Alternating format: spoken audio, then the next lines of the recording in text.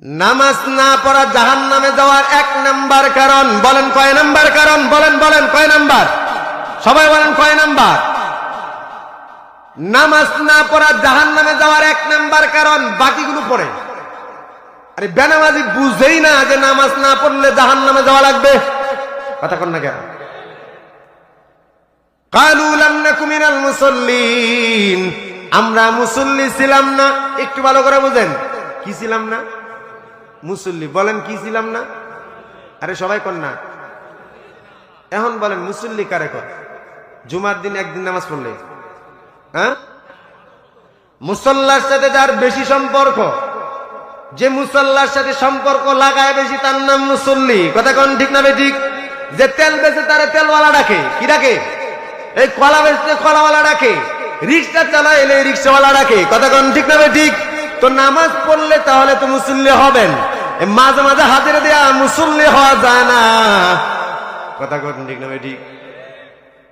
আল্লাহ তাআলা হাসরের ময়দানে একটা ঘোষণা দিবেন বিচার শুরু হওয়ার আগে। সুবহানাল্লাহ কোন?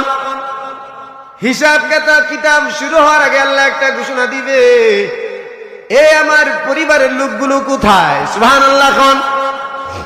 হাসরবাসী তাজ্জব হয়ে তাকায় থাকবে, হায় আল্লাহ কি কয়?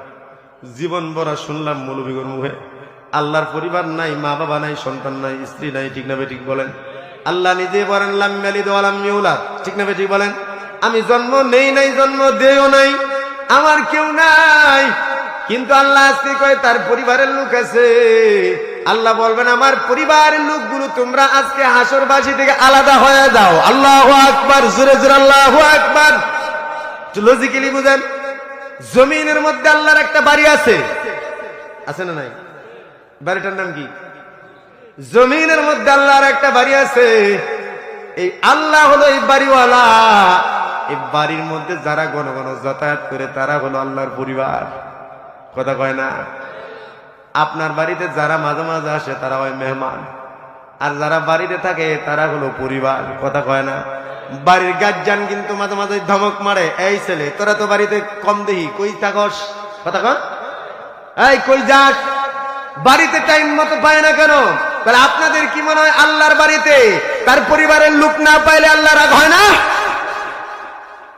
আল্লাহ হাসরের ময়দানে বলবে আমার যে বাড়ি ছিল হাসরবাসীরা তোমরা তাজ্জব হয়ে গেছো যে আমি পরিবার কেন বললাম। তাহলে শুনো, তোমাদের যেমন বাড়ি ছিল আমারও একটা বাড়ি ছিল। এরা আল্লাহর ওই পরিবারের তালিকার মধ্যে থাকবে না। কত কপাল পোড়া বুঝেন যারা শুধু